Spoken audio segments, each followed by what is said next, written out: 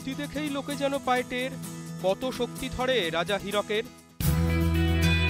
সৌরভ গঙ্গোপাধ্যায়ের সেরকম কোনো ইচ্ছে নেই। দেশেই প্রথম জীবদ্দশায় কোনো ক্রিকেটারের মূর্তি বসানোর পরিকল্পনা হয়েছিল কোনো স্টেডিয়ামে। দৃষ্টান্ত তৈরি করার পথে হাঁটছিল দক্ষিণ দিনাজপুর ক্রীড়া সংস্থা। অথচ কাণ্ডজ্ঞানের অভাবে মুখ খুলল আয়োজকদের। অস্বস্তিতে প্রাক্তন ভারত অধিনায়ক। মূর্তি উন্মোচন ঘিরে কি হলো এদিন? স্টেডিয়ামের গেটে মূর্তি বসানোর কথা ছিল। মূর্তি বসাতে বেদিও তৈরি হয়ে যায়, অথচ প্রয়োজনীয় অনুমতি পাননি আয়োজকরা।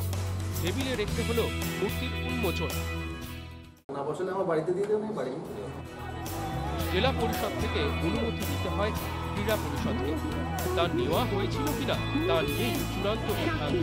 ক্রীড়া পরিষদ ও জেলা প্রশাসনের কথাতে তা স্পষ্ট।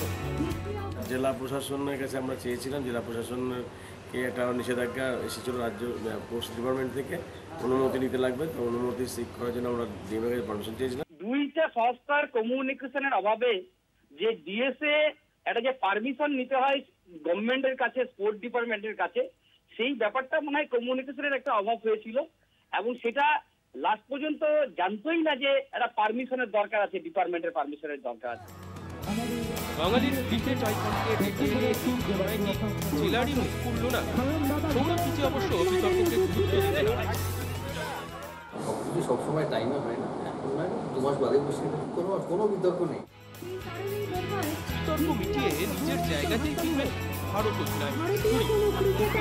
এটাই আপাতত আশা সৌরভ। বালুরঘাট থেকে সান্যালের রিপোর্ট। সাক্ষী হয়ে রইলাম